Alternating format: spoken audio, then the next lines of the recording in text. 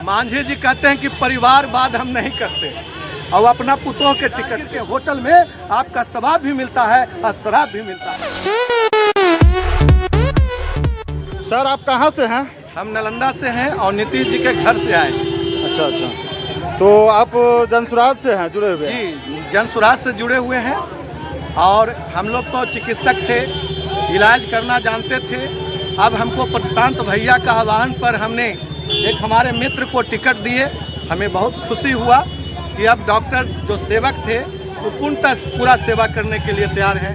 हम लोग क्या हैं कि स्वास्थ्य सेवा करते थे, अब है कि तन मन धन से हम लोग सेवा करने के लिए तैयार हैं। एक चीज़ बताइए, यहाँ जो ये विधानसभा इमामगंज विधानसभा, तो ये कहीं ना कहीं मांझी जी का बहुत बड़ा गढ़ है, तो क्या लगता है कि आपको ये उखाड़ देंगे?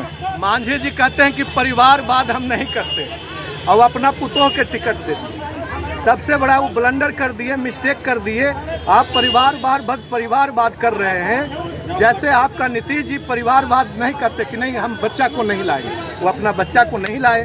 तो क्या है, संतोष जी को पहले बना दिए मंत्री, फिर उसके बाद अपना समधिन को बना दिया, फिर पुतोह का बना रहे हैं। ये कहाँ का सिस्टम है? मांझी जी कहते हैं कि सभी को अभी जान रहे हैं कि वहाँ पर ही होना चाहिए था।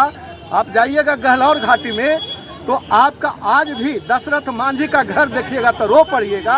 वहाँ पर मांझी जी चाहते तो काफ़ी वो मांझी समाज का डेवलपमेंट करते, मगर आज कुछ भी नहीं हुआ।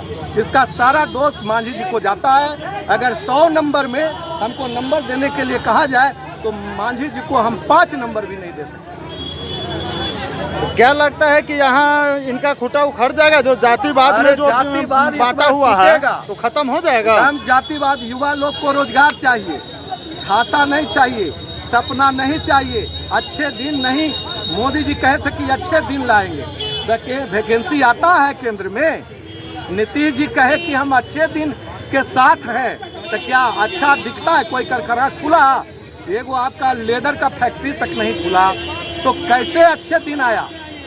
हम कहना है कि जब नीतीश जी का खुजली होता है ऐसे तुरंत जंप कर जाते हैं आरजेडी देने से दबाव आता है तो वहाँ से जंप कर जाते हैं भाजपा देने।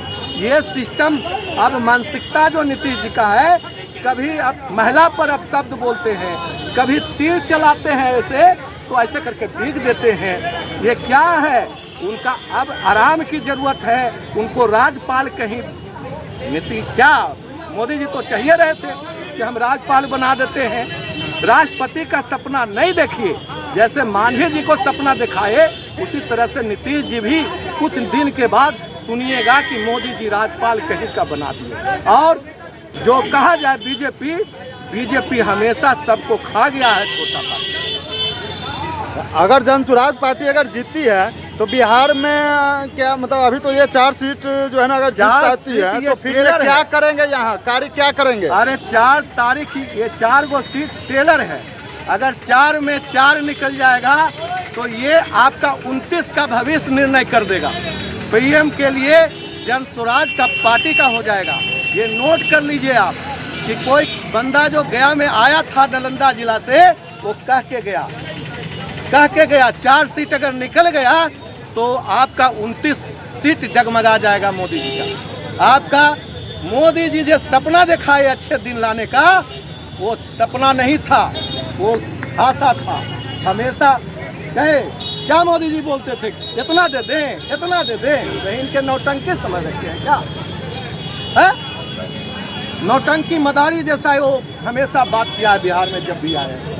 मोदी जी, माननीय मोदी जी जो है वो हमेशा बिहार की जनता को आपका अपमानित करने का काम किया। तो ये जो है इमामगंज से अगर सीट निकलती है और ये 4 सीट निकलती है तो यहाँ ये विकास के कार्य करेंगे क्या? अरे बिल्कुल करेंगे। पहला टारगेट है कि युवा को हम नौकरी नहीं देंगे, रोजगार देंगे। अपने प्रशांत भैया ने बोल दिया कि 10 से 12 हज़ार आकर के आप जो भी है आप संपर्क कीजिए, आपको 10 से 12 हज़ार का रोजगार मिलेगा। आपको जो बहना है आपका नेट चलाती है उसको भी रोजगार मिलेगा। जो बहनें लोग हैं जो मोबाइल चलाना जानते हैं उनको भी 10 से 12 हज़ार का रोजगार मिलेगा। अरे दिल्ली बॉम्बे जाते हैं कमाने के लिए अगर बिहार में 10,000 और दिल्ली में बॉम्बे में आपका 50,000 बराबर है। अब बताइए आप कहाँ हैं? मोदी जी हमेशा झांसा दिए हैं, नीतीश जी झांसा दिए, और लालू जी जो देख रहे हैं परिवारवाद। परिवारवाद तो सब पटिए में है, चाहे नीतीश जी का पार्टी हो, चाहे मांझी जी का पार्टी हो, चाहे आपका इधर देखा जाए, मगर प्रशांत जी में कोई पार्टी में कोई परिवारवाद नहीं है। नीतीश जी का भी पार्टी जदयू है, वो परिवारवाद है। और बार बार वो कहते हैं क्या कि हम परिवारवाद, आप सुने होंगे हमेशा चिराग जी का पार्टी चचा भतीजा अपने में सिमटे हुए हैं। चिराग जी का क्या अस्तित्व है? तेजस्वी जी का क्या अस्तित्व है? उन लोग हमेशा पब्लिक को बुड़बक बनाने का काम किया, मार्गदर्शन सही नहीं दिया।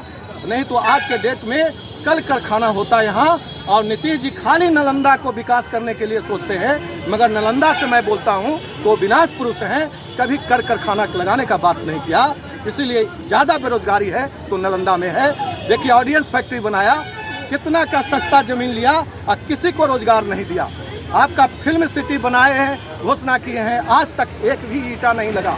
आपका कहे थे कि हम 5 पहाड़ पर आपका लिफ्ट लगा देंगे, कहीं भी लिफ्ट एक जगह लगा, और उसके अलावे 8 सीटें जो लगा वो सब बेकार पड़ा हुआ है। हम समझते हैं कि नेचर सफारी, जू सफारी, ये सब जो है टूरिस्ट आपका 10 दिन रुक करके राजगीर में घूम नहीं सकता है। सभी होटल में क्राइम भरा हुआ है।